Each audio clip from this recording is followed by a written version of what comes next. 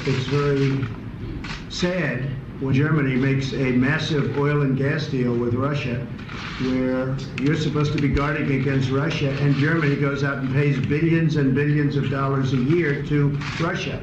So we're protecting Germany, we're protecting France, we're protecting all of these countries, and then numerous of the countries go out and make a pipeline deal with Russia, where they're paying billions of dollars into the coffers of Russia.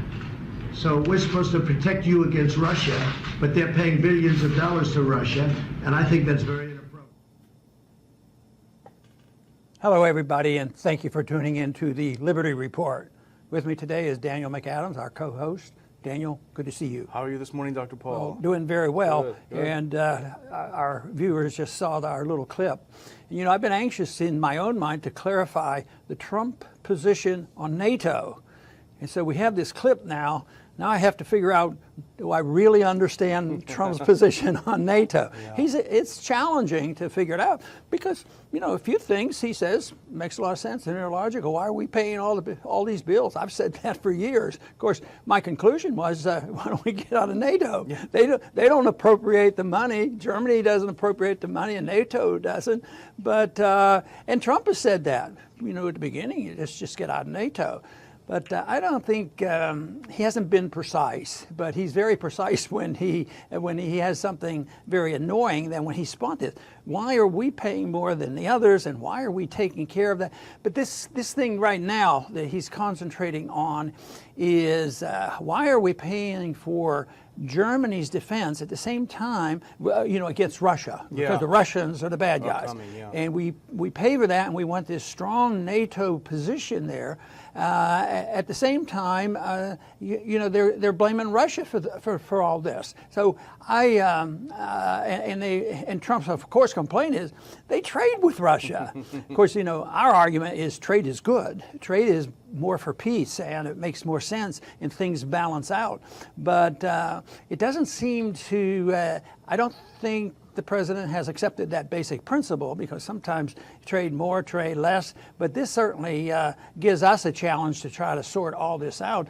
But it's important too, because you know, I think we should just be out of all that, and we wouldn't have to worry about some of this diplomatic stuff that seems to aggravate. And I think the tone doesn't help anybody, and the policies don't change. It sort of makes it more confusing.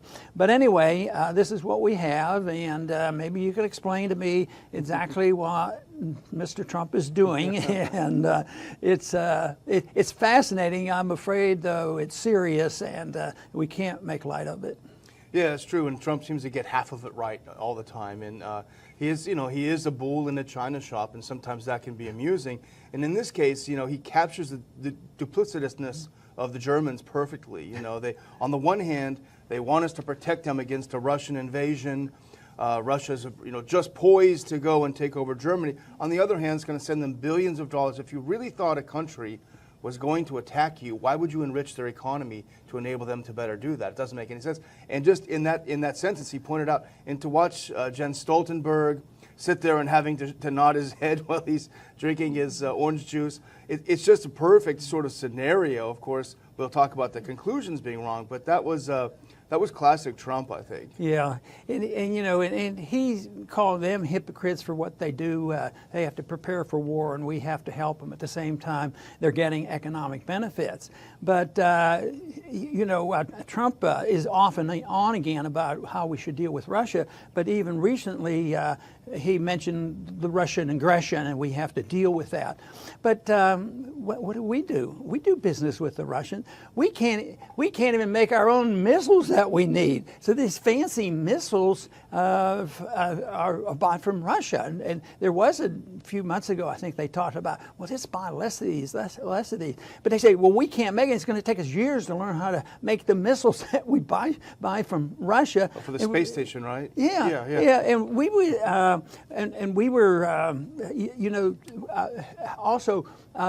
They were doing this, and we can't renege. We can't back off. And the contract is up we've agreed to buy them up until 2025. So if we're going to stick to our agreement, we're in business with them for a long time. So the whole thing is just so messy.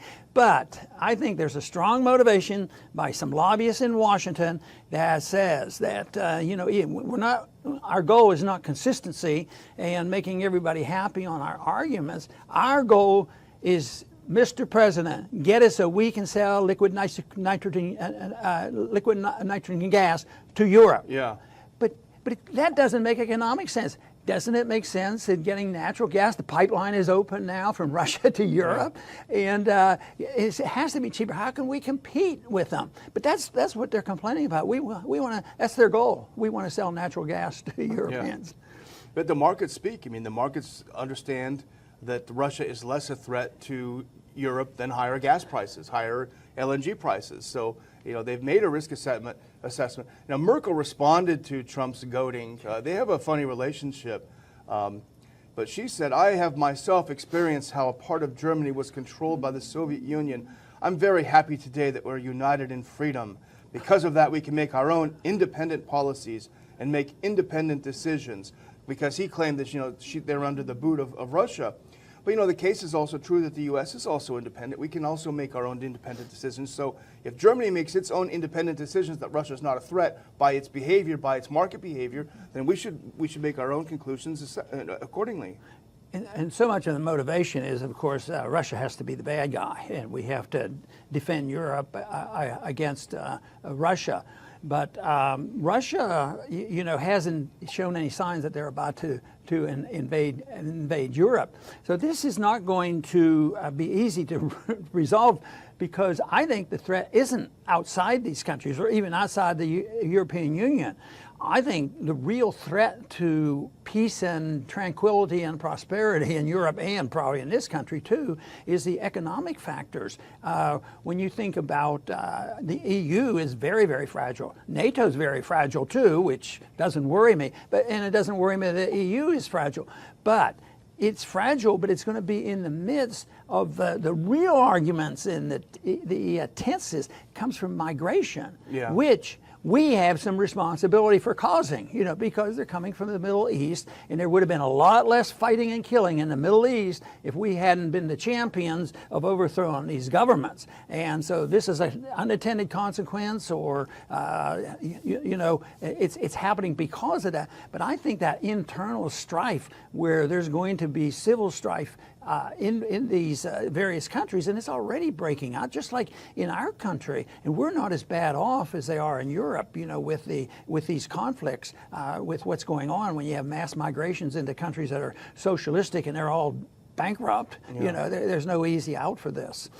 And Merkel has been forced to compromise with her own partner, the CSU, in Bavaria, just to preserve her slot. They've decided to back off a little bit about forcing other European countries to accept a bunch of migrants, because there's been a revolt among the Visegrad 4 countries in former Central and Eastern Europe. Hungary, Poland, Czechs, and the Slovaks have said, no way, we are not going to do this. And even the Austrians, to a degree, now that they have more of a right-wing government, right-wing populist government, they said, no way, we're not going to do this, we're not going to accept it. And it really threatened to pull the EU apart and to destroy her government. So she's had to back down off this quite a bit. And I don't see any solution there. I think our responsibility, if we have the political responsibility, it's more for the American policy. And not only is our answer to the mess with NATO and the confusion there is just get out of NATO and come home, at the same time, quit these wars, but then the consequences are still there. So they say, oh no, that'll make things worse. Well, it's going to continue to make it worse, and we are going to be bankrupt, and everything's going to get worse if we don't change policy. That's true, and I would do a little nasty aside, because it's ironic that Merkel is talking about herself as a victim of being occupied by the Soviet Union, because as you may remember, she was a propaganda secretary for the East German Communist Party, Communist Youth Movement. So she actually helped the occupiers at the time. So she shouldn't be playing the victim. But, the countries determine their own risk factors, and they've determined really by the way that their spending behaviors, by their defense postures, that they're really not under threat from Russia. And we have actually a JPEG, if we can put it up. This is what Trump is so ticked off about, that they're just not spending any money, and even the slight increase in spending over the last year is not significant. The U.S., well, they've determined they should spend at least 2.0% of their GDP on the military, and just nobody's doing it. Greece is doing it. I think Romania is getting close. Poland is close. But these are pretty weak numbers when you think about how much the U.S. spends, 4.2, 4.3% of a much larger GDP on its military. These countries really aren't spending what they think because they don't feel that there's a threat. Right. And you know, I was just thinking while you were saying that, what would the world be like if all the countries benefited by not paying 1 cent into NATO, and this money all went back into their domestic economy? But it would depend on how it would happen. Now, if the liberals took it and say, well, good, we're going to double the size of our welfare state, or if somebody else says, why don't we think of a different policy on economics, and the real wealth is coming back, and we won't have to depend on debt and paying interest, maybe we could get real growth again. But I don't think that's likely to happen, because I think we're really locked into this internationalism, and I think Trump isn't strong for this idea of getting rid of NATO, though he said that, and he's challenging it. He may end up getting rid of NATO. He may be contributing to it, but it seems to me like he's able to use this for political reasons, you know, the hypocrisy issue, without worrying about our own hypocrisy, you know, whether it comes to war or trade. So I think that there's so much better ways of spending all that money, not only our money, but all that money. But the Europeans aren't going to want us to leave. I think they can fight and fume, but basically, you know, they have some economic benefits by us spending all our money over there, and they probably do well. We're not going to spend it. We're not worried that much about the Russians, but who knows? A little bit of extra protection is okay. But I think this problem is going to get much worse. The EU is going to get more complex, as well as NATO and all this, and until we decide and others decide that this is not the way to go. This internationalism, it's sort of like the League of Nations didn't work out so well, and I don't think this league is working out so well either. Well, you make a great point about cutting out the middleman, because NATO is just unfolding its new multi-billion-dollar headquarters. It looks like a big, huge claw. But they're spending billions of dollars on their headquarters, billions of dollars on bureaucrats, billions of dollars on propaganda. You know, NATO is a big contributor to the Atlantic Council, which we've talked about on this show. Different organizations and pseudo-NGOs that are putting out a lot of anti-Russia propaganda, which feeds more spending, you know, and the whole sort of thing. But when it comes to NATO, really, what is the use of NATO? NATO came to our aid and helped us with Afghanistan. Well, that hasn't worked out that well. NATO was behind the Libya operation. Well, that's a real success. You know, NATO's been involved in so many of these things where we've just flat out lost. You know, so what's the point? Well, the point at the beginning was much clearer, and that was they were still a Soviet empire, and they were a lot more aggressive than Russia is today. And even though there were good libertarian conservatives that argued back then not to do it, that's not the way to go, because it's not going to be really helpful. But today the conditions are quite different, and I think especially in the last 2-3 decades, it's been a search for a monster to destroy. They're looking for an enemy, because it was easy when the Soviets were the enemy, but now they don't have one, and that's why they don't have a purpose, and that's why I think they're floundering around and nobody knows what they're supposed to do, and they come up with these silly arguments, and then it affects trade policy too. Trade is involved here too. Matter of fact, Trump talks about trade. Why are you buying oil from, why are you getting gas from Russia, you know, and here they're doing exactly the opposite. The more they do, the better. I remember when we talked so much about Ukraine, and when we were participating in a coup there, and I said, I can't imagine the Europeans going along with this, because there's so much trade going on now. And there is that. Matter of fact, that European trade is reflective in their comments about what to do with Iran, because the Europeans are much more anxious to trade and deal with Iran than we are. So the trade policy is instrumental in this so-called military stuff, but there's a lot of misunderstanding, and it's been pointed out so much. If you read David Stockman, he'll explain why he doesn't think, he doesn't mince his words, why he doesn't think Trump really understands, economic policy. And I happen to think that David Stockman understands a lot about economic policy. You know, it's funny, you mentioned it before the show, but a lot of the times what the U.S. accuses countries of doing, we actually do ourselves in spades. You talk about, remember our new national security strategy pointed out that Russia and China were our new adversaries. We got to refocus on those guys. But how much trade do we do with China? Aren't we doing with China what we're accusing Germany of doing with Russia? David Stockman in a recent article pointed out that in 1990, the average tariff in China was 30%. It's 3.5% now, and yet they've been made the monsters, and it's just is so difficult, and I've talked about it a lot, and David Stockman talks about it, in that there's a monetary issue here, and the balance of payments is important. It's just not the trade going back and forth, because it all comes back. It's the money spent, and the dollars have to be balanced. But the big thing is when one country can print the money of the world and spend at will, it does create trade imbalances. And then they have to blame the countries, and rather than blaming the monetary policies that we follow. Exactly. Well, I would just conclude by saying Trump is right and wrong on NATO. He's right that the countries are not ponying up the money that he thinks they should. The question that Dr. Paul started the show with, if they did pony up, would he be okay with that? Does the U.S. just want to be in charge of NATO and that would be fine? That's, in a way, it's beside the point. They're not ponying up because they obviously don't see a threat.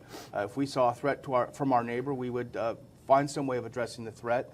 They're not. So it means that NATO, despite all of its hashtags about we're in this together and everything during this, it's completely outdated. We should be completely out of it. We're going to talk about this, by the way, on August 18th in Washington, D.C. Colonel Lawrence Wilkerson will be with us giving a talk at our annual conference. He was Colin Powell's Chief of Staff. He now teaches at William & Mary down in Williamsburg. Terrific military career. He's got some great insights. You can get your tickets at ronpaulinstitute.org/conference to see Colonel Wilkerson and many other great speakers on this exact topic. Very good, Daniel.